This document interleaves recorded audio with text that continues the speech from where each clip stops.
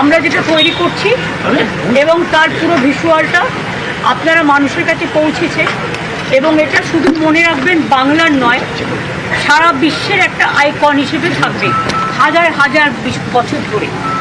সুতরাং এটাকে সযত্নে রক্ষা করবেন, সকলে মিলে সযত্নে রক্ষা করবেন এবং যাতে আরও বেশি করে সুন্দর হয় এটা আপনারা লক্ষ্য রাখবেন।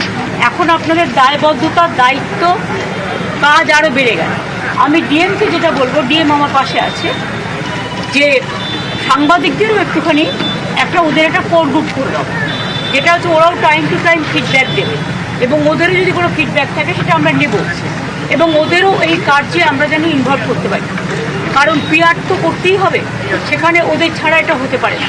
ওদের প্রেস ক্লাবকে বলো, ওদের দু তিনটে, ওদের কি একটাই প্রেস ক্লাব? রিপোর্টার্স ফোরামও আছে।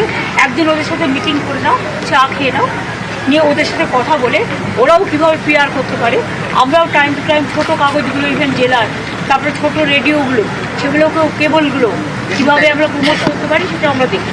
ঠিক আছে, ভালো থাকবে। থ্যাংক ইউ দিদি, থ্যাংক ইউ।